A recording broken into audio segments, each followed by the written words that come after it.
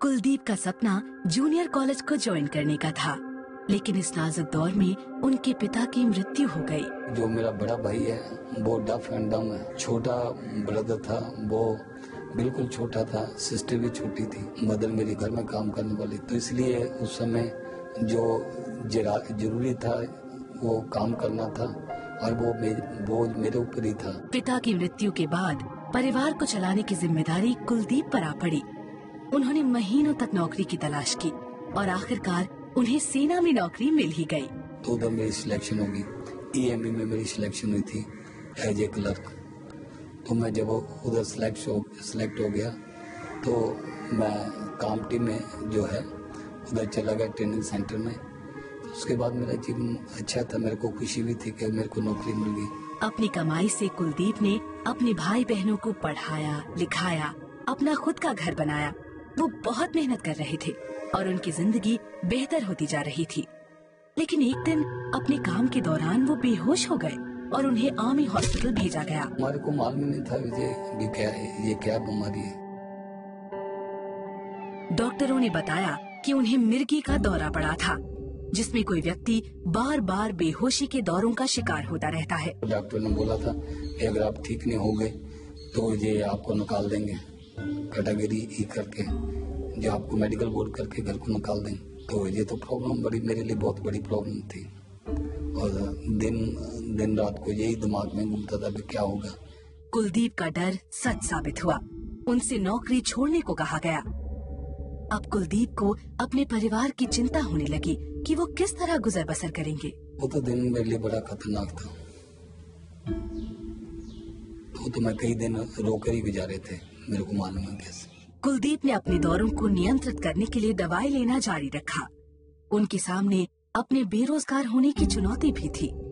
चिंता की वजह से उनके दौरे और भी जल्दी और बदतर तरीके से पड़ने लगे। अटैक होता था तो मेरे को बहुत परेशानी होती, जी मेरी कट जाती थी और मैं कई दिन खाना तक भी नहीं खा सकता था, क्योंकि जो खाता था वो उसके जख्म के ऊपर लगता था, खून जाता था मुंह से। बड़ी बुरी हालत में था और वो समय मेरे को देखा नहीं जाता था। एट ए पॉइंट डेथ के ऊपर होता था मैं। लेकिन कुलदीप ने दूसरी नौकरी पाने लायक ताकत और संकल्प शक्ति फिर से हासिल कर ली। पंजाब बिजली बोर्ड में एक पूर्व सैनिक के तौर पर उन्हें फिर से नौकरी मिल गई।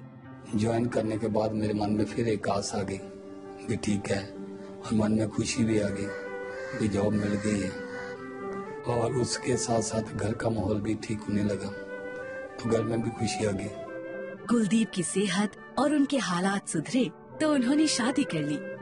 उनकी जिंदगी फिलहाल ठीक ठाक चल रही थी, लेकिन एक दिन काम करते हुए उन्हें फिर से दौरा पड़ा। उनके एक साथी ने उन्हें गोलियां लेते हुए देखा। तो उसने मेरे को अपनी गवाही दी कि मैं पागल था, तो मेरे को प्रभु यीशु मसीह ने अच्छा किया। तो कुलदीप सिंह, अगर आप अपना जीवन प्रभु को दोगे तो प्रभु आपको भी अच्छा कर देगा, क्योंकि उसने प्रभु यीशु मसीह ने 2000 साल पहले मिर्गी वाले को अच्छा किया। हालांकि कुलदीप ने अपने साथी द्वारा प्रभु यीशु के बारे में बताई बात का जिक्र अपनी पत्नी से किया, लेकिन कुलदीप को इस बात पर विश्वास नहीं हुआ। कुछ दिन बाद दवाइयाँ लेने के बावजूद उन्हें तब तक का सबसे घातक दौरा पड़ा। 6-7 जब अटैक हो गया तो हमने फिर ये सोचा कि अब नहीं बचेंगे, क्योंकि उन्हें इनका बिल्कुल खत्म हो जाएंगे। मैंने वो भाई को फोन किया, मैंने बोला भी उनकी तबीयत तो बहुत ज़्यादा खराब हो रही है, भी उनको क्या करें। वो बोले भी चलो ठीक है, आप गड्डी करके हमारे पास आ जाओ। हम उनके पास गए, उनसे लेके फिर हम पास्टर जी के पास गए, नीम का दवाई लगे और पास्टर जी के पास लेके गए तो रात के 11 बजे गए थे। कुलदीप का साथी उन्हें पादरी के घर ले गया। पादरी ने उनके परिवार को धीरज बंधाया और कुलदीप की चंगाई के लिए प्रार्थना की। उसी समय प्रभु ने मेरे को अच्छा किया। मैं एक सेंस में आ गया।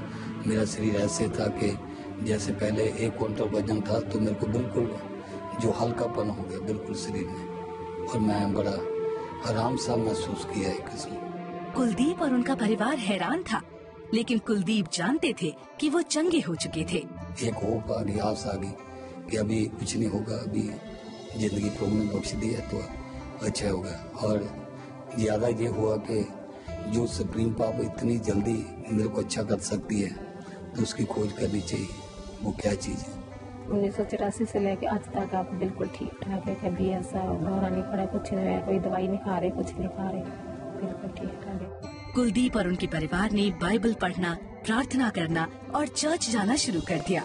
वो यीशु के बारे में जितना जानते गए, यीशु में उनकी आस्था उतनी ही बढ़ती गई। फिर हमने भी अपना जीवन यीशु को दिया। मैंने बोला एक ही परमेश्वर है जो हमारी जिंदगी बचा सकता है। तो मैंने फिर दृढ़ विश्वास ये किया कि प्रभु अभी चाहे मर जाए चाहे जीवित रहे, अभी हम आपके ही हैं, तो आपको पूरे जीवन में सरेंडर करता हूँ, आपके हाथों में देता हूँ। तो सब कुछ छोड़ के मैं आपको प्रभु मानता हूँ, तो आप मेरे जीवन में काम कीजिए, मेरे जीवन में आ जाइए। कुलदीप ने पंजाब इलेक्ट्रिसिटी बोर्ड में काम करना जारी रखा और 55 साल की उम्र में रिटायरमेंट ले ली।